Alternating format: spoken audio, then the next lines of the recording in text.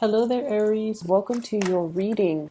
So, you've got some really interesting images that came up when I was shuffling out this spread for you. You've got some great things, by the way, and let me just talk about a few things first that I saw, and I'll unpack them via the spread. I also have an announcement to make. Let me start with that first. I don't usually make announcements, especially because I know that people are here for the reading, but I am no longer giving out private readings. If you are interested in a private reading, I do have a colleague who is a psychic that I trust wholeheartedly. She is an amazing reader, and her information to her scheduling website is in the description box down below. So if you're interested in a reading, if you're looking for some type of spiritual guidance, please reach out to her. And her scheduling website is very user friendly, it's easy to use, and it's very it's a speedy process. Okay, so if that's something that you want to do, please do reach out. So the information is in the description box below. You can click on the link and it'll take you to her scheduling website where you can enter your information, and it's checkout is via PayPal. It's very easy to use. Okay, so I encourage you to get a reading with her. She's very phenomenal. So when I was shuffling out the spread for you, what I saw was I see this tunnel. It's underground and it's a long tunnel, but there is this really beautiful pinkish white light at the end of the tunnel. And I see this puppy. He's a black he's a black puppy with some white spots on him. He's wagging his tail and he's happily walking through this tunnel because he sees the light on the other side. Now, animals have amazing instincts, and I know this is a puppy and he's finding his way. But as he's moving closer and closer to the light, what's at the end of the tunnel is I see a big doggy bag of food, and it's spilled over, so it's spilled over on the ground, so of course he's gonna get some food. And then I also feel like there are these it's almost like walking into, and I feel like initially when it's like the light at the end of the tunnel, you think it's going to be lit up with fluorescent light, but what's really lighting things at the end of that tunnel is like gold coins, medallion gold coins, things that are shiny and shimmery and glittery, and that's what's creating all that light. So the dog is definitely in the right place. He has no use for the coins and the money and the gold, but somebody can get it to it's almost like the dog is the pioneer and he's discovering these things. So whoever walks in his footstep is going to come across this treasure. Okay, so it's a very beautiful imagery, and I feel like his if he's hungry, his needs are going to be met. If he is looking for work, that's going to be coming into the picture as well. If he's looking for resources, it's going to be there. So I definitely feel like you're verging on the end of a cycle where you're going to be able to get all your needs met. So that's the first image. The second image that I feel here is I keep seeing this cartoon looking fairy, and I don't know the movie. I think it might have been Sleeping Beauty, where the fairy godmothers, there are three of them, I believe, and they're kind of pudgy. They're a little bit on the heavier side.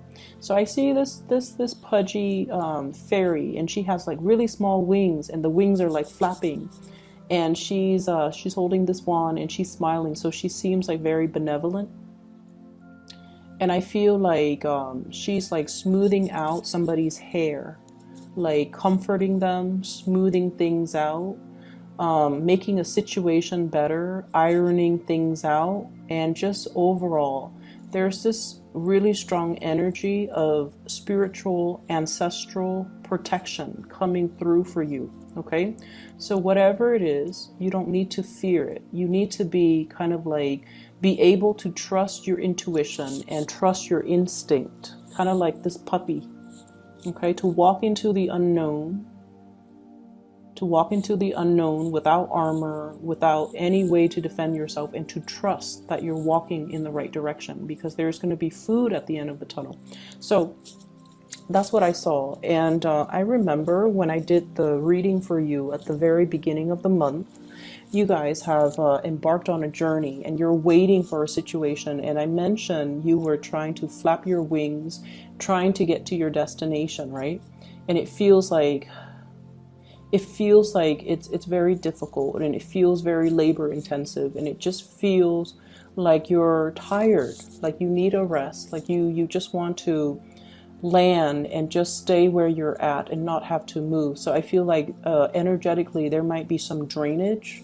There might be a situation where you're feeling a little bit tired, a little bit under the weather, a little bit just vitality is very low. This could be with somebody that you're dealing with. If you're taking care of elderly parents, if you're taking care of people in your midst, there's somebody here that is very stubborn. They know what they have to do and they know what's good for them, but they're refusing to partake in activities or taking their medicine or doing things that would actually be beneficial. Like I see somebody who's cooped up in the home for a very long time, and I see them, I see you trying to, you know, get them to move. Okay, so like, do you want to go on a hike? You need some fresh air. Let's go on a hike.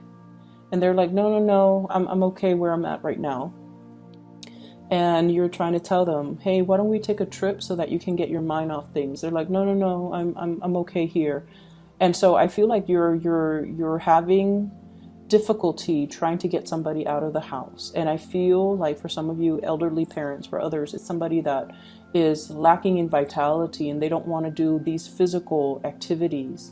And it could be they're physically lacking in vitality, or emotionally they're feeling a little bit cooped up and they don't really want to they don't want to do what they know deep down is good for them. Okay, so they're trying to avoid doing the self work. Okay, what I'm also seeing as well, we have here the Ace of Wands,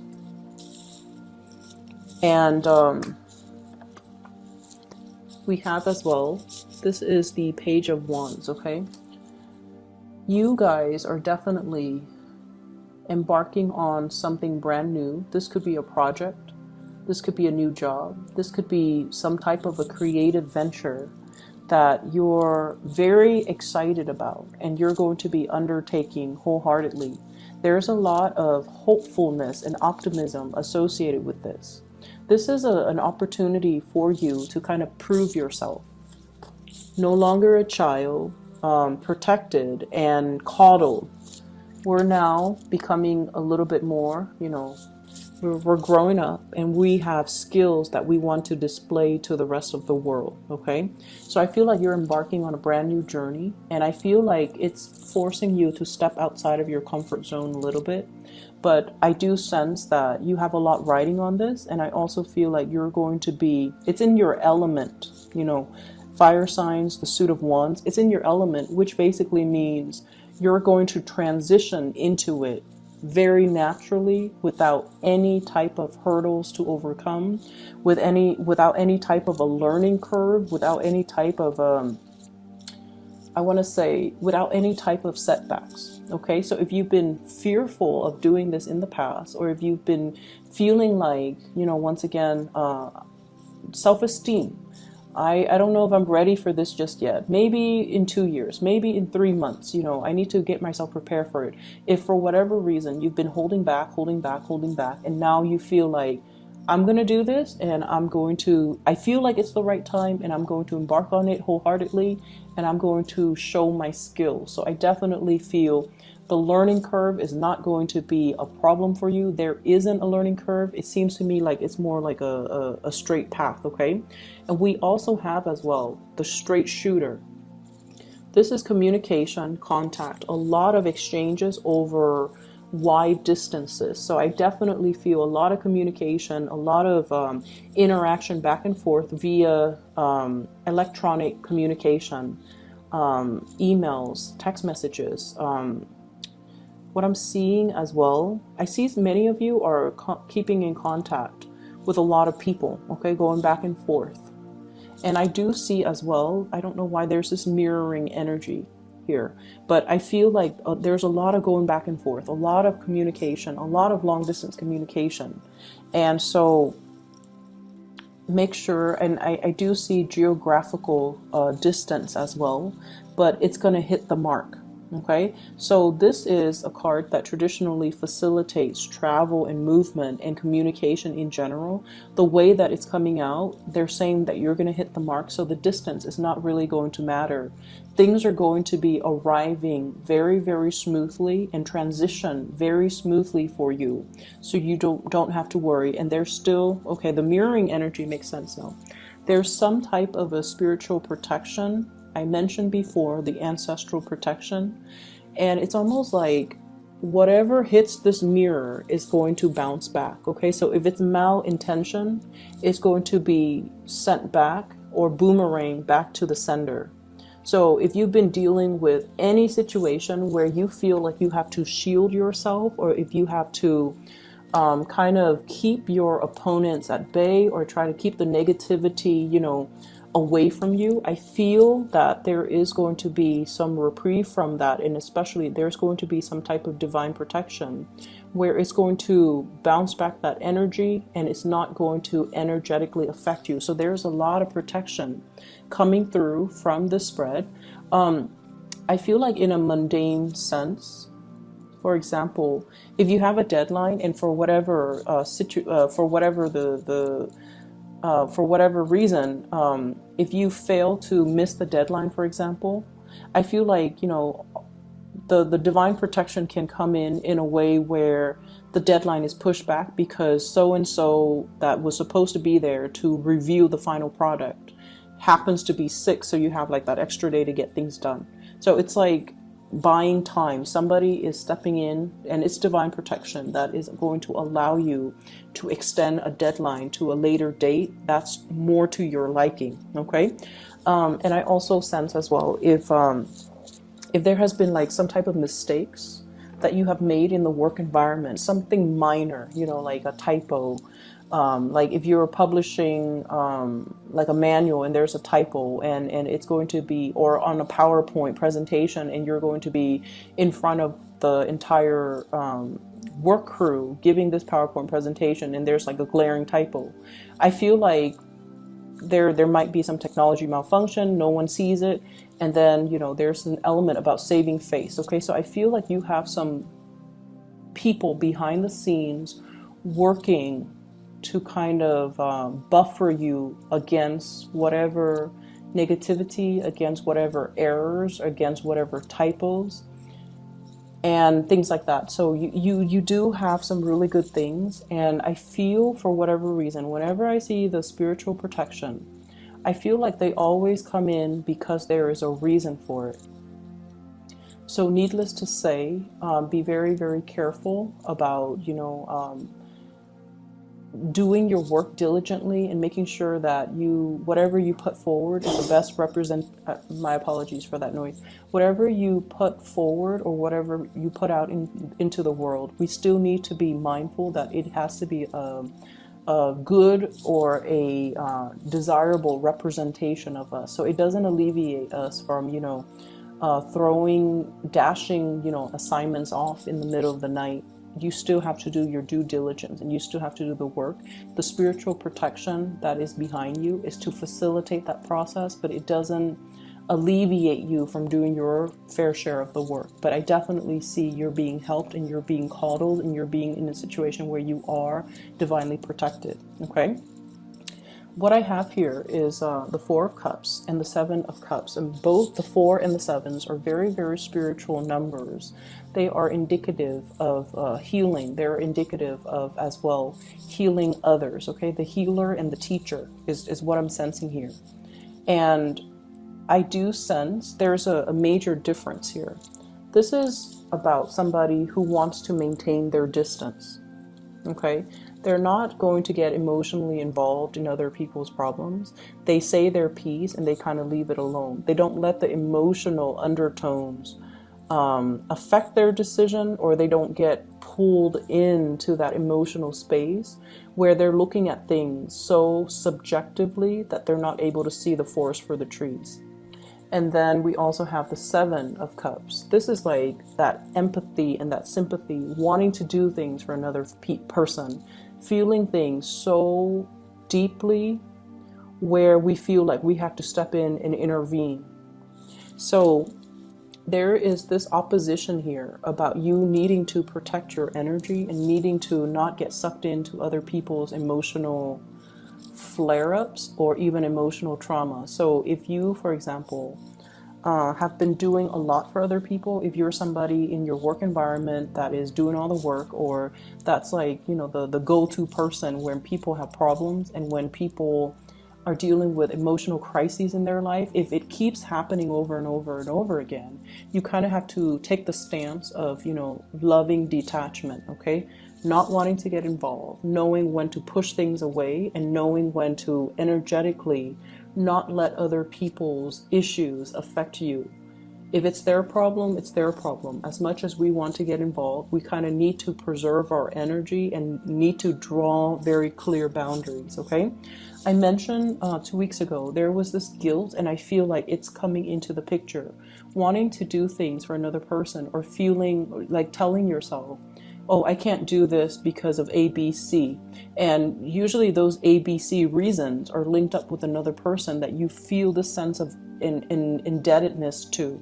So I don't know, for some of you, I feel like somebody helped pave the way for you. Somebody provided something so that you could do something else. And I feel like there's a sense of guilt, there's a sense of indebtedness. And I feel like it doesn't have to be that way. So you kind of need to draw back your energy and to also learn to, it's almost like, yes, they built the foundation. You know, the fours are about the foundation. Yes, they built that foundation. But without your skills, without your diligence, without your hard work, you couldn't resurrect anything from that foundation. So they built the foundation, but it was your hard work that created everything else that came after. So you have to give yourself that credit and not feel that sense of indebtedness to another person. So I feel like there's something here where you are underestimating your capabilities or underestimating your strength, okay? I'm seeing as well, we have here shining away from the sunlight and the spotlight. So this is the Five of Wands. Not wanting to be in that sunlight or that spotlight. Conflict avoidant as well. Boundaries, okay? So making sure that you stand up for the things that you believe in. And this is something that I feel strange saying to an Aries, because you guys are very militant about defending your beliefs. You guys are quite aggressive when it comes to, you know, giving somebody your 2 cents. You know, you do get upset, you blow up, and then you get over it. But there is a situation here. The fives indicate opposition. It doesn't have to be nasty or drawn out, or, you know, it can just be a situation where we do not see eye to eye with another person. And I feel like you're blocking away this conflict, and I feel that you need to kind of face it head on. Underneath it is the devil, and this is something that, you know, the devil is kind of like the greatest, like, sleight of hand, okay? So it's almost like we fear it because we feel like he might exist out there somewhere, but it's in our mind space. Okay, so it's almost like the imagination runs wild, and we make a situation a lot scarier than it has to be. So unless we face it head on, it's going to be constantly, you know, this dreaded fear, but it's not very real. So unless we face it head on, we're not going to be able to banish the fears. We carry it with us. So, and once again, like I said, I feel like it's a little bit strange for me to mention this for you guys, for Aries, but I feel like there's something here where you're trying to avoid conflict, you're trying to hold back, you're trying to appease the other person, and in a way succumbing to that too much and not voicing your opinion, or not drawing boundaries, or not being able to confront or face the situation head on, I do feel that you're giving your power away. Okay, so make sure that you are aware of this and, you know, say your piece, hit your mark, and move forward. Okay, tackling things, being strategic, and especially communicating in a way where you're able to get your point across. Okay, straightforward communication, hitting your mark right here, and not being afraid of whatever this conflict, this person is, because I feel like the fear is a lot bigger in your head and in your psyche than it is in reality. I'm also sensing here there is a huge uptick when it comes to your financial resources and possibly being able to have two revenue streams. I have here the Two of Pentacles, two sources of income. So it could be you and a partner. It could be you juggling two things. And I feel like something is very, very brand new. It needs to be taken seriously and treated almost like with, you know, kitty gloves, okay? Something that is very delicate. It needs an opportunity to grow, and it needs to be taken very seriously. So, you know how in the traditional Rider-Waite deck, the Two of Pentacles is the man juggling the two pentacles. In this situation, it's almost like, which one do I treasure? There are two cats here, and they're both, one is new. I guess one is a little bit more, this one looks like it's older. That one looks like it's a kitten. And so if it's brand new, you want to devote a little bit more time to it, okay? Until it's self-sustaining, until it's self-sufficient. So this is pretty much telling you not so much to multitask, but to do something, whatever that's newer, whatever that you need to kind of like get off the ground in a very foundational way. Establish that foundation first before you devote more time to what the existing thing. Okay, so treat things that are new, that are emerging, with a little bit more care and a little bit more attention, because it's new, and so it requires a lot more work. Okay, so the initial work that you put in, it's going to pan out. Just be very diligent, be very patient with it, and especially give it that care and that attention until it's able to progress on its own. All right, finances is going to be picking up for you guys very quickly. What I have here is the Eight of Pentacles. This is basically that harvest, okay? Being able to kind of like have something tangible as proof of your hard work. So the 7 is the harvest. The 8 is at that point of completion almost. Excuse me. And I feel like